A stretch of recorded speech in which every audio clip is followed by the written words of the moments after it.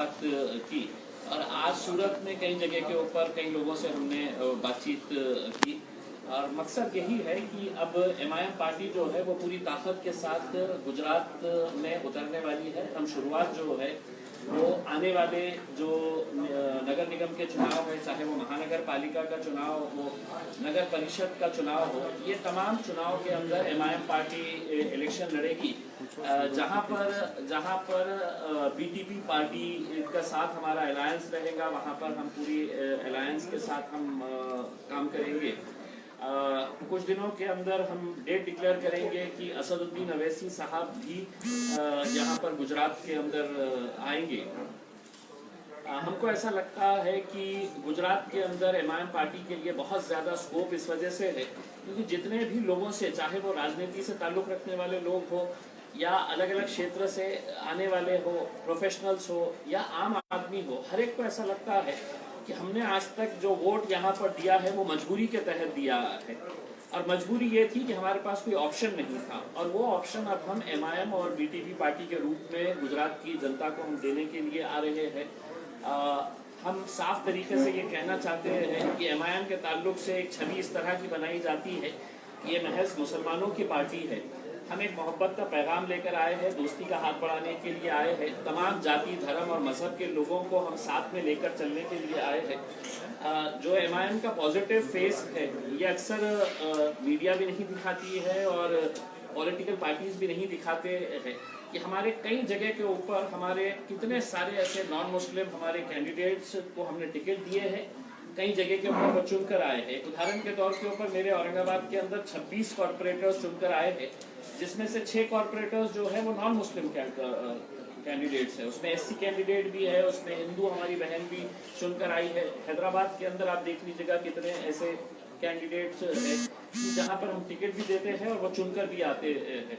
लेकिन एक इमेज को पोर्ट्रेट किया जाता है कि एमआईएम सिर्फ मुसलमानों की जमात है, तो कतई मुसलमानों की जमात नहीं है। हाँ, हम मुसलमानों के मुद्दे हम जरूर उठाते हैं। उसकी वजह यही है कि जिन्होंने सालों तक भरोसा किया है वो लोगों ने हमारे साथ धोखा किया है, इस वजह से हमको ये मुद्दे उठाने पड़ते हैं। तो गुजरात की भी आवाम, उसके अंदर तमाम जाति, धर्म और मजहब के लोगों से हम अपील करना चाहेंगे कि एमआईएम को भी आप एक मरतबा साथ दीजिए, एक मरतबा देखिए, हमको आजमाइएगा। हम वो पार्टी नहीं है जो 5 साल में एक मरतबा लोगों के बीच में जाते हैं। अगर आप हैदराबाद में देखेंगे, दारुसलाम के अंदर वहाँ पर जितने भी हमारे नुमाइंदे चुन के आते हैं, चाहे वो कॉर्पोरेटर हो, एमएलए हो या खुद असदुद्दीन अवैसी साहब हो, उनकी हर रोज 11 बजे क्लास भरती है दारुसलाम के अंदर और हर आदमी वहाँ पर आकर अपने मसले मसाइल वहाँ पर एड्रेस करता है। हैदराबाद के अंदर जो काम अवैसी बंधु कर रहे हैं, मैं बड़ी जिम्मेदारी के साथ ये बात गुजरात की सरजमीन के ऊपर करना चाह रहा हूँ। हम ओपन चैलेंज करते हैं कि गुजरात की कोई राजनीतिक पार्टी ने हमको ये काम दिखाना कि हम भाषणों के अलावा, हम राजनीति के अलावा हम सामाजिक कार्य कैसा कर रहे हैं करके। ये हमारा ओपन चैलेंज गुजरात की तमाम राजनीतिक पार्टियों को कि हैदराबाद में जो असदुद्दीन अवैसी साहब जिस तरीके से वहाँ पर अकबर साहब मिलकर दोनों भी जो सोशल काम कर रहे हैं, तकरीबन 17,500, ये कोरोना से पहले का फिगर मैं बता रहा हूँ, 17,500 बच्चे जो है मुफ्त तालीम हासिल कर रहे हैं, फ्री एजुकेशन हासिल कर रहे हैं। ओवैसी स्कूल ऑफ एक्सीलेंसी जो चलाते हैं और जिसके पूरी जिम्मेदारी अकबरुद्दीन अवैसी साहब लेते हैं, उस स्कूल के अंदर आप जाएंगे तो कहीं पर भी आपको एमआईएम की जो छवि जो बना के रखते हैं, वहां पर एडमिशन देते वक्त न जात देखी जाती, न धर्म देखा जाता है। सिर्फ उसका क्राइटेरिया होता है कि गरीबी, जो भी गरीब बच्चा या बच्ची है उनको टोटल मुफ्त किताबें दी जाती है, मुफ्त उनका यूनिफॉर्म दिया जाता है, मॉर्निंग का ब्रेकफास्ट उनको मुफ्त दिया जाता है, टोटल एजुकेशन फ्री है। ये किसी ने भी बता देना कि हम गुजरात के अंदर हमारी एक पार्टी है जो हम ये काम कर रहे हैं, या 2 जो हॉस्पिटल चलाए जा रहे हैं, कई 100 बेड के वो हॉस्पिटल्स है, 10 रुपए का कार्ड बनाया जाता है और कोई भी बना सकता है। तो 10 रुपए के कार्ड के अंदर 3 महीने की वैलिडिटी के हिसाब से वो 10 रुपए के अंदर जितना भी अपना इलाज करवा सकता है। तो एमआईएम पार्टी सिर्फ एक राजनीतिक तौर के ऊपर लोग नहीं देखते हैं, वरना असदुद्दीन अवैसी साहब या उनके वालिद साहब लगातार हैदराबाद से जब जीत कर आते हैं तो कई सारे नॉन मुस्लिम लोग जो है वो उनको उनके काम की वजह से वहाँ पर चुनकर देते हैं। हम यही कोशिश करेंगे कि गुजरात के अंदर आए तो गुजरात के कुछ गरीब इलाकों के अंदर हम किस तरह से काम आ सकते हैं कि वहाँ पर स्कूल्स हम अगर स्टार्ट कर सकेंगे। जैसे महाराष्ट्र के अंदर असद साहब ने अभी, अकबर साहब ने अभी ज़मीन लिए है, वहाँ पर हम लोग स्कूल बनाने का काम शुरू कर रहे हैं। और यही तर्ज के ऊपर कि कोई कमर्शियल एंगल के ऊपर स्कूल स्टार्ट कर रहे हैं ऐसा नहीं है। कमर्शियल के ऊपर तो बहुत सारे लोग करते हैं, लेकिन टोटल फ्री एजुकेशन का कंसेप्ट हम जैसा हैदराबाद में था उसको दूसरी जगह के ऊपर भी, जैसा अब हम बिहार के अंदर इलेक्शन जीते थे तो हमने गुजरात के, बिहार के हमारे कैंडिडेट से हमने ये वादा लिया था कि आप चुनकर आने के बाद वहाँ पर अपने अपने इलाकों के अंदर फ्री हॉस्पिटल्स एस्टैब्लिश करेंगे करके। और हमको यकीन है कि आने वाले कुछ महीनों के अंदर ही वहाँ पर फ्री हॉस्पिटल्स हम एस्टैब्लिश करेंगे। तो आप लोगों से यही उम्मीद है कि आप लोग भी हमारा साथ दीजिएगा और हमें भी गुजरात के अंदर आने का। आप लोगों का एक हमने सुना है कि कुछ दिन तो गुजारिए गुजरात में, तो हम अवैसी साहब को यहाँ पर लेके आ रहे हैं, कुछ दिन तो गुजारिए यहाँ पर गुजरात में। आपके कुछ सवाल अगर होंगे तो। सूरत को क्यों पसंद किया? सूरत को क्यों पसंद किया? पसंद तो हमने पूरे गुजरात को किए है। हम दरअसल ये है कि सूरत ही नहीं, हम अहमदाबाद हो, गोधरा हो, कच्छ का इलाका हो, भरूच हो या सूरत हो, जहाँ जहाँ से भी हमको ऐसा लगता है कि यहाँ पर हमें, देखिए एक ये होता है कि इलेक्शन लड़ना सिर्फ लड़ने के लिए लड़ा जाता है। इलेक्शन लड़ना और इलेक्शन जीतना, हम यहाँ पर आ रहे हैं तो सिर्फ इलेक्शन लड़ने के लिए नहीं आ रहे, हम इलेक्शन जीतने के इरादे से। किस मुद्दे पे लड़ोगे? मुद्दे यही है कि एक मुद्दा यही है कि आप देख लीजिएगा हिंदुस्तान के किसी भी शहर के अंदर चले जाइएगा जहाँ पर गरीबों की बस्ती होती है, और जब मैं गरीबों की बात करता हूँ तो गरीबों का मतलब ये है कि दलितों की बस्ती हो गई है, मुसलमानों की बस्ती हो गई है, वहाँ पर विकास क्यों नहीं होता है? वहाँ पर हम ये मांग करते हैं कि वहाँ पर स्कूल्स एस्टैब्लिश किए जाए, वहाँ पर बच्चियों के लिए कॉलेजेस बनाए जाए, एजुकेशन उनको दिया जाए, लेकिन वहाँ पर आपको सिर्फ गंदगी नजर आती है। इलेक्शन के वक्त में बड़े बड़े वादे किए जाते हैं लेकिन इलेक्शन खत्म होने के बाद कुछ किया नहीं जाता है, इन्हीं मुद्दों को लेकर। और दूसरा ये है कि वो लोगों को हम एक्सपोज करना चाहते हैं जो इलेक्शन के वक्त में आकर बड़ी बड़ी बातें तो करते हैं लेकिन इलेक्शन खत्म होने के बाद चले जाते हैं। आज असदुद्दीन अवैसी साहब को लोग क्यों अपना रहे हैं? क्या वजह है कि आज बीटीपी पार्टी के छोटू भाई वसावा साहब हमारे साथ आए हैं? बिहार के अंदर बहुजन समाज पार्टी हमारी मायावती बहन हो या जितने भी यादव पार्टीज हमारे साथ जुड़े थे, कहीं ना कहीं ये जो एक मामला था कि नहीं अवैसी साहब के करीब में नहीं जाना, और इसको एक डर बनाया गया था। और विशेषकर इसके लिए कांग्रेस को हम जिम्मेदार देते हैं, क्योंकि जहां पर भी हम गए तो कांग्रेस ने इसी तरह का प्रचार किया, देखिए अब ये आ गए हैं तो अब ये वोट बंटने वाला है, ये वोट काटने के लिए आए हैं, ये किसी का फायदा होगा। हमने इतने सालों तक कहीं पर लड़े ही नहीं थे, हमने बिहार के अंदर इलेक्शन लड़ा ही नहीं था, लोकसभा का सिर्फ एक सीट हमने लड़े थे, 3 बार हासिल किए थे, लेकिन पूरा ठिकड़ा हमारे ऊपर फोड़ा गया कि नहीं ये एमआईएम मान गई है इस वजह से हमको हार। तो अब कांग्रेस की फितरत ऐसी हो गई है कि नाच ना जाने आंगन टेढ़ा, जहां पर भी इनको कहीं कामयाबी नहीं मिलती है तो इसका पूरा ठिकड़ा हमारे सर पर फोड़ डालो कि भाई ये एमआईएम की वजह से हुआ। अपने अंदर झांकिए, अपने अंदर देखिएगा कि हमारी गलतियां क्या हो रही है कि आज पूरा मुस्लिम समाज जो है वो कांग्रेस से दूर चला गया है या दूर जा रहा है, और वो कहता है कि उन्हीं की मांग है कि एमआईएम पार्टी में आना चाहिए। दलित समाज के अंदर यही मांग हो रही है कि नहीं हम एमआईएम के साथ जुड़ना चाह रहे हैं।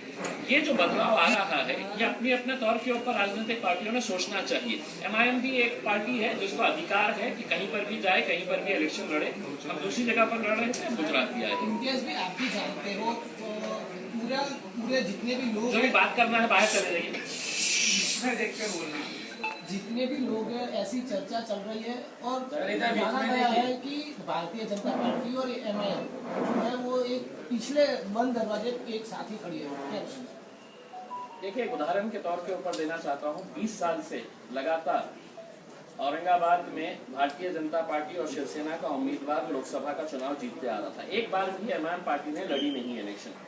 जब हमको असद साहब ने कहा कि औरंगाबाद से आप लड़िएगा तो कांग्रेस के बड़े बड़े दिग्गज और राष्ट्रवादी कांग्रेस के शरद पवार साहब की पार्टी के बड़े बड़े दिग्गज औरंगाबाद में आए और उन्होंने कहा कि अब इलेक्शन लड़ने की जरूरत नहीं है, ये तो आराम से सीट है तो शिवसेना फिर से निकाल लेगी, क्योंकि अब ये MIM आ गई है, ये वोट बंटने वाले हैं। नतीजा क्या हुआ है उसका कि जब हम लड़े और हमने लोगों से कहा कि अब इनमें इतनी हिम्मत नहीं है, इनके अंदर वो जीतने की जो कुव्वत होनी चाहिए, लड़ने की जो ताकत होनी चाहिए, वो ताकत इनकी खत्म हो गई है कांग्रेस राष्ट्रवादी की, एक बार हमारे पीछे आओ। और जब हमारे पीछे आए तो हमने उनको हरा दिया। अब आप बताइएगा कि अगर हम लड़ेंगे नहीं तो जीतेंगे कैसे? अब आप लोग कांग्रेस वाले कहते हैं कि नहीं हमने लड़ना ही नहीं, तो हमने लड़ना नहीं तो हमने क्या गोटियां खेलना, हमने क्या करना? हम लड़ रहे हैं तो हम जीत रहे हैं। अब किसका फायदा हो रहा है, किसका नुकसान हो रहा है? पार्टी कब से है? 50 सालों से है। हमने लड़े हैं क्या कभी? गुजरात में आए हैं क्या कभी? लेकिन गुजरात के अंदर कौन जीत के आ रहा है? भाजपा भी जीत के आ रही है ना। अब हम आए हैं मैदान में और कांग्रेस वालों को ये दिखाने के लिए आए हैं अब तुम्हारी जो ताकत है वो पूरी तरह से खत्म हो गई है, तुम्हारे में लड़ने की कुव्वत ही नहीं है। अब हम तुमको बताएंगे कि तुमको भी हराया कैसा जाता है और भारतीय जनता पार्टी को भी हराया कैसा जाता है। इम्तियाज जलील जी, मेरा एक प्रश्न है। मेरा नाम शफलान है। मेरा प्रश्न आपसे ये है कि आपने कहा छोटू भाई वसावा के साथ बीटीपी जो पार्टी है, एक अलायंस आपका यहाँ पर गुजरात में स्थापित हुआ है, जो एक अलायंस आपका बिहार में भी हुआ, क्या पश्चिम बंगाल में ममता बनर्जी के साथ आपका अलायंस स्थापित होगा?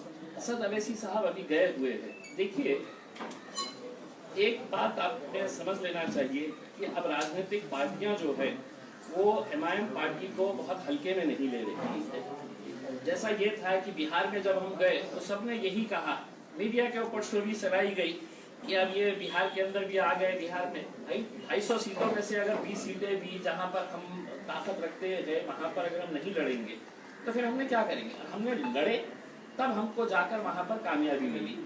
70 सीटें कांग्रेस ने लड़ी, कितने जीती आप भी अच्छी तरह से जानते हैं।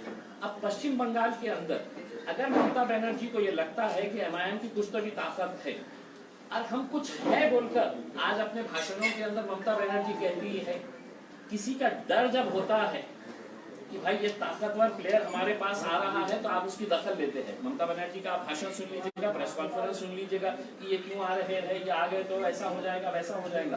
आपको अगर लगता है कि अगर आपका एक वोट बैंक अगर दूर जा रहा है तो आपने ये बात करना चाहिए, सोचना चाहिए। अगर बीटीपी यहाँ पर अलायंस कर सकता है, मायावती अगर हमारे साथ है तो बिहार के अंदर अलायंस कर सकती है, तो ममता बनर्जी को किसने रोका है? लेकिन ये है कि ये राजनीतिक पार्टियों ने ये समझ लिया है कि मुसलमान वोट हमारी जागीर है और इसको कोई हाथ नहीं लगाना करती, ये तो हमारी जागीर है करके इसमें असद अवैसी इसमें से हिस्सा कैसा ले रहा है? तो ये जो सोच है, ये सोच है तो इनको बदलनी चाहिए। उसमें हम सिर्फ मुसलमानों के वोट ले रहे हैं ऐसा नहीं है, बहुत सारे नॉन मुस्लिम वोट भी हमारे साथ जुड़ रहे हैं। ये चीज लोगों को खतरा रही है कि अब ये ऐसा कैसा ये बदलाव आ रहा है। बनर्जी ने भी ऐसा निवेदन किया है कि ओवैसी साहब जो है वो भाजपा के ही एजेंट है, भाजपा के लिए कार्य करते हैं। इलेक्शन आ रहा है ना, ममता जी को समझ में आ जाएगा तो हम किसका एजेंट है करते हैं। अब अगर हम हमारा एजेंडा, हमारी पॉलिटिकल पार्टी, अगर आप ये कहेंगे कि नहीं अवैसी साहब ने जहां पर भी इलेक्शन लड़े हैं वहां के जो राज्य के हेड है उनसे जाके इजाजत लेके आए। अब हम गुजरात में आ रहे हैं तो हम मोदी साहब के पास जाएंगे और पूछेंगे मोदी जी हम लड़ना के इलेक्शन करके। हम बिहार में जा रहे हैं तो हमने वहां पे जाके तो लालू प्रसाद से इजाजत लेना कि साहब हमने लड़ना क्या।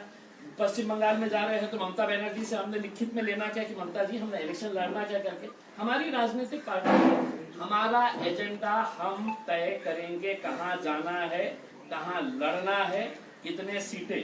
और ये जो सवाल है, अब ये सवाल ना तो लोगों को हजम होता है कि भाई इन्हों गए तो इनका नुकसान होता है, इसका फायदा होता है। हमने 70 सालों तक अहले गैरों के फायदे के बारे में सोचा, वो हमारे फायदे के बारे में बात कर रहे हैं, बस खुली बात है। आप जिस विस्तार में रह रहे हैं उन्हीं शहर का नाम औरंगाबाद से बदल के सुंदरनगर करने की मांग है, उसमें अभी तक ये मामला नहीं सुलझा है। अब दूसरी जगह भी जाने की बात करें पर अपनी जगह का मामला नहीं सुलझा है। नहीं सुलझा क्या है उसके अंदर, हम तो औरंगाबाद में पैदा हुए हैं और हम इंशाल्लाह औरंगाबाद में ही मरेंगे। तो नाम अब ये है कि जिनके पास कुछ दिखाने के लिए नहीं रहता है, अब ये शिवसेना भारतीय जनता पार्टी पिछले 30 सालों से औरंगाबाद महानगर पालिका में इनकी सत्ता है। इलेक्शन जब भी आया, चाहे वो लोकसभा का इलेक्शन आए, चाहे वो विधानसभा का आए या महानगर पालिका का इलेक्शन आए, इलेक्शन आया कि छत्रपति शिवाजी महाराज की जय, संभाजी महाराज के नाम के ऊपर शहर का नाम रख दो। वहां के लोग बोल रहे हैं साहब पानी का क्या होगा, पानी 8-8 दिन क्यों आ रहा है, 30 साल से आप सत्ता में बैठे हुए हैं, साहब मेरे घर की सड़क क्यों नहीं बनाई गई है, तो बोले नहीं सड़क पानी ये वो सब आप बात मत करो, हम तो शहर का नाम बदलने वाले हैं।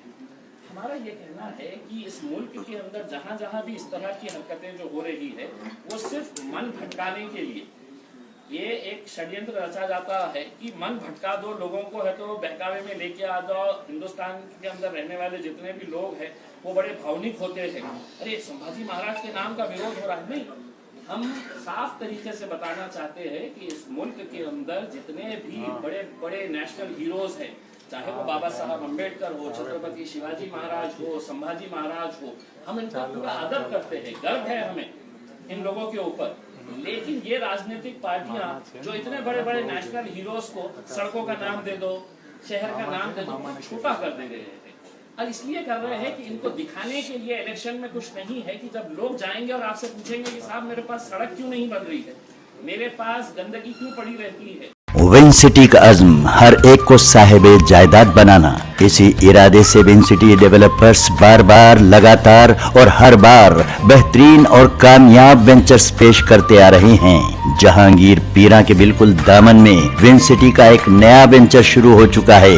100 गज का प्लॉट 4 लाख रुपए में नकदी आसान नक्शा पर प्लॉट्स खरीदिए। तमाम बड़ी बड़ी कंपनियों से घिरा हुआ वेंचर जो आबादी के बीचों बीच है, गेटेड कम्युनिटी में है, क्लियर टाइटल, स्पॉट रजिस्ट्रेशन, ग्राम पंचायत अप्रूव, वाटर, इलेक्ट्रिसिटी और ट्रांसपोर्ट की सहूलत, बेंगलुरु हाईवे से बिल्कुल करीब। विन सिटी डेवलपर्स अनगिनत कामयाब वेंचर्स का रिकॉर्ड रखने वाले।